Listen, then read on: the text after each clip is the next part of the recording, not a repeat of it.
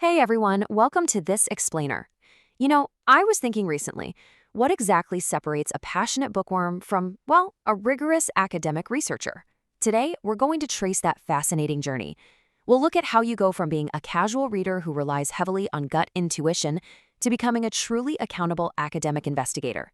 We are going to see exactly how literary interpretation evolves into a verifiable. So here is our roadmap for the day. We'll systematically move through the methodological scaffolding of textual analysis.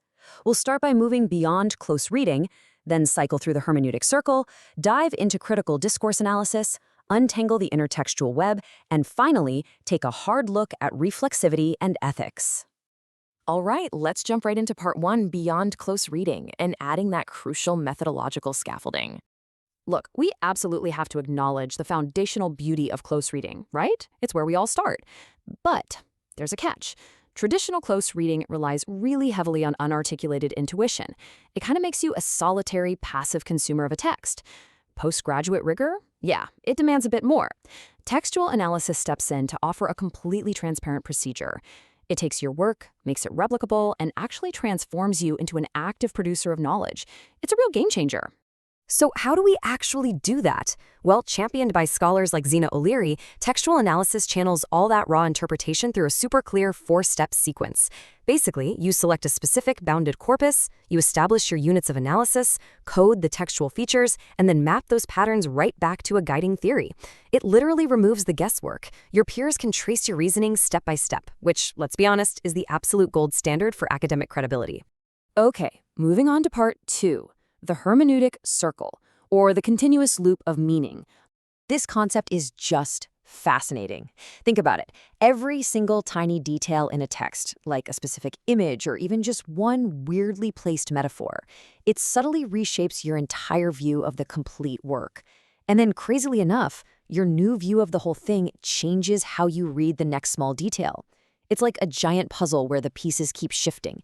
Meaning just refuses to stand still. It's this dynamic, never-ending loop, making any interpretation totally contextual and provisional. To actually put this into practice, we look at scholar John Creswell's qualitative model. It perfectly mirrors this recursive motion. As researchers, we're basically encouraged to repeatedly oscillate, bounce back and forth between collecting data, coding themes, and reflecting on theory. You are constantly zooming in on isolated passages and then zooming out to the broader conceptual frame. And all the while, you have to acknowledge what's called your horizon of understanding. That's your own background, your biases, and how they crash right into the text. Which brings us to part three, critical discourse analysis, where we look at language as social practice. Now we are making a massive shift. We're moving from just looking at aesthetics to looking at power. We're treating texts as a stage where power is both exercised and fought over. Building on Norman Fairclough's model, we move through three link levels. First, the micro level, so lexical and syntactic choices. Second, the conditions of how the text was produced and received. And third, mapping all of that onto wider sociocultural formations. And just a quick note here, as Gabriel Griffin points out, this whole process, from observing the text to making a claim, it has to be described with absolute meticulous precision. Let me give you a quick example of that micro-level pass because it's brilliant. Take the phrase, "jobs were lost." It's super impersonal, right? It totally obscures who's actually responsible. Now, contrast that with "the company cut jobs." Boom, night and day. That second phrase assigns agency and responsibility directly. Just by coding these really simple grammatical choices, we can uncover exactly whose interests are being protected and whose voices are dominating the whole conversation. All right, let's keep the momentum going with part four, the intertextual web, or conversations across time.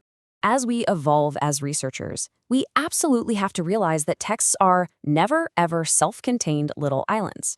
Intertextuality is this practice of tracing the echoes, the structural parallels, and the thematic inversions that link a single piece of media to a massive, expansive cultural web. When you read a poem or watch a movie, you're actually bumping into the ghosts of earlier voices and anticipating future responses.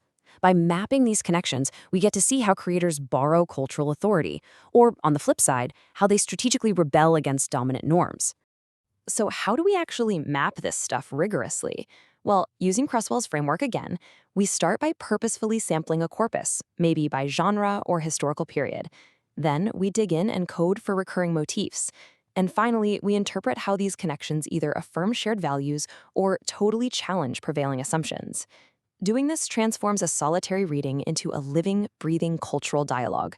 It proves that meaning is always forged through constant exchange. And finally, part 5, reflexivity and ethics, or the researcher's mirror. Okay, so for this last step, we have to turn the analytical lens inward. We have to face the hard truth. Research is literally never neutral. Central to this is a concept called positionality.